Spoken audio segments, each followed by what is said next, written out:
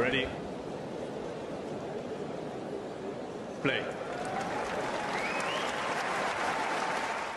I'm going to just move this forward, if that's okay. Awesome. Everyone come closer. Yeah. Okay, good. Okay, good. I can't hear you. I thought we were in a room. Do you mind if I mic you? Is that okay? Okay. Thank you so much. I'm just going to put this right there. Awesome. Cool. Yeah, whoever. You just go around the circle. Okay. Oh, I have a one-on-one later. But Oh, okay. Well, this was your first top 20 win since 2023 U.S. Open. Who I play? Top 30. Oh, I don't know. Yeah. You're probably right. But how exciting was it for you to get the win in that match? And did you have any specific plans coming into it? It was very exciting. More so, not so much the win itself, but how I won. I was really proud of the way that I played and the way that I handled myself mentally. And throughout the situations of the rain and kind of things coming into the equation that you can't control, that can possibly break your focus or even break the momentum that you have. I was really happy with the way that I was just able to maintain my focus and just continue on the game plan. But, you know, my coach and I came out with a very strong tactical plan that I felt like would work well. But obviously, you never know until you get into the situation and, you know, you're in it and you're executing or not, and then you figure it out. So for me, we did go in with a plan, but I'm really happy the way that I was able to execute it and adjust when I needed to. Okay, cool. Do you know who your next opponents might be? No. Do you look at the draw? No, I don't look past certain rounds because I was like, it doesn't matter because you got to win one to get to the next one. So honestly, I have no idea. Do you care? Or No, I don't. Okay, so you might get Rabakina or Townsend next. Okay. Any thoughts on those two players? No, I mean, I know that Elena's a great player. Townsend is a great player as well. She qualified, playing some really great tennis, has won a couple of titles. So both big hitters, big servers. So, I mean, we just have to see. I mean, they have to get through it. And, you know, again, it's going to be one of those things where whoever wins, we're going to look at film and create a tactical plan. And, you know, I'm very confident in my game and my abilities. And I know that I have what I need in order to play against anyone in the world. So for me, I'm just going to continue on the path that I'm on. Awesome. You have some great celebrations on court. Yeah. You have a signature come on. Yeah. You do all the time. Do I? I've seen it It's a just lot. a roar. It's like You do it a lot. growl. But is there any, do you think about these celebrations or it's all in the moment? Is there a favorite one you have? Yeah, I mean, it's so crazy because, like, I never, like, did this on purpose. Like, it just happens. And, like, someone asked me, I was like, can you do a celebration? I'm like, this is not how this works. Like, it just happens, like, in the moment. Like, it's just inside and it just comes out. Yeah. So, yeah, I mean, I definitely love, like, the seasoning, like, the sprinkle one. And then the one where I'm like this, like, it's kind of cultural. So, like, if you know, kind of thing. Exactly. So it's but, you know, me and Ben had some really awesome ones when we were playing with each other. I mean, his little phone thing is super swaggy. I love that. But yeah, it's just one of those things that kind of just happened. So whenever I feel compelled, just keep watching because you don't know what's going to happen. Can I ask more? Does anyone? I feel like I'm hogging. Obviously, the serve is such a big part of your game, and today you really excelled in that department. Like, you won 26 out of 34 first serve points, and That's your awesome. serve was so dominant. So, like, how did you get yourself in that zone? Well, my coach and I, is one of the things he told me before going out on court. He's like, your serve's a weapon. Like, we've been working on it a lot.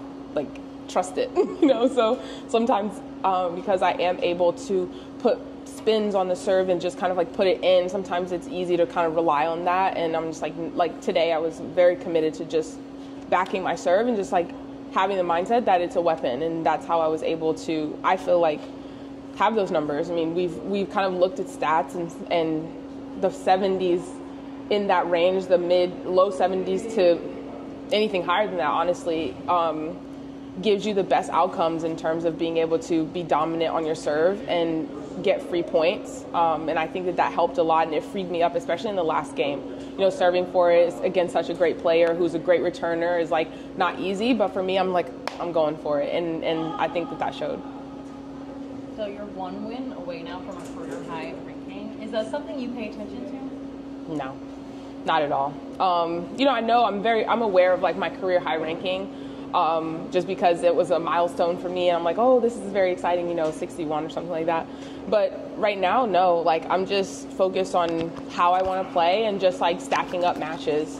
I understand, and this is my 11th year on tour, and like I understand that the match volume is what counts, and the more that you win, the more that the ranking is going to climb up, whether it's little tiny steps or big leaps, and we've seen it happen both ways. So, for me, I don't really care about that stuff. It's easy to get caught up in and whatever, but all I care about is that it gets me in the main draw to tournaments. That's all I care about. I don't want to have to keep qualifying these extra matches, but, whatever, I just keep telling my team, I'm like, whatever it takes. So if I'm in qualies next year, so be it. I'm going to do the same thing. Is that a big goal for you this year, is to get to a position where you don't have to be in qualifying? Yeah, for sure. Do you have any other goals? Well, right now, like my short-term goal is top 50, so I'm slowly, incrementally working my way towards that. But yeah, I mean, it's extra matches. Like, I mean, when you're in slams, like last year when I played in the French Open, like I played 3 matches prior to my first round, so you're already, whether it's easy matches or not, it's still load and it's still fatigue, and you're playing against people who are fresh, who have been practicing and all that stuff. So I've honestly done my best at tournaments when I've had to qualify. I think it's a mental thing of knowing you had to kind of earn your way in, and you get a chance to work yourself like into the courts and the conditions.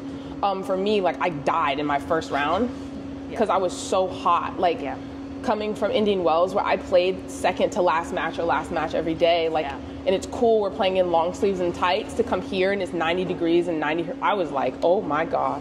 So, it was great that I was able to, and those were the 2 hottest days, and then the temperature came down. So it was great for me to get acclimated. I mean, it was tough, but I got through it.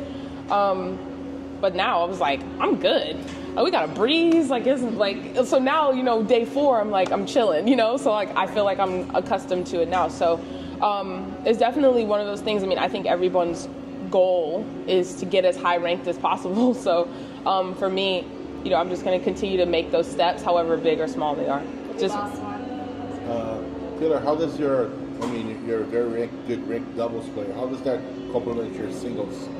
Well, I have always played singles and doubles, and every tournament that I'm playing in, I'm playing singles and doubles. So, it's just right now, I mean, I said in one of my interviews, I'm like, it's just that my doubles ranking is higher than my singles, but it doesn't take away from me being a singles player any more or less. I've just had more quote unquote success in doubles, in going further in the big tournaments and, winning bigger titles and stuff like that. But it helps a lot because it gives me an opportunity to continue to work on the things that I want to work on and execute. I mean, you still have to play. You still have to do all the things that the game of tennis requires. And so for me, I use it as a practice opportunity to work on certain things that maybe I didn't do so well in my singles matches, or I want to work on or do better. So, for example, we're probably going to play doubles tomorrow. So the things that I want to work on today, that I wanted to kind of focus on, I'm going to take into my doubles match, work on that, and then take that stuff into my singles match. So I just kind of use it as a building block and just kind of taking it one step at a time. So I never really disassociate it, because you still got to play tennis. Like, still the same lines, still the same ball, still the same courts, and all the principles still apply. So I just try to use it as a practice opportunity to continue to get better. Yep. Thank you. Thank you. Thank you so much. Mm-hmm.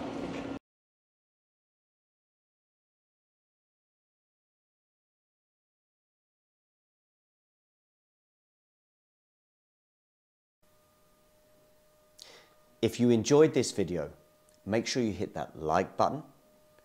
Don't forget to subscribe and click that notification bell so you don't miss out on all things tennis.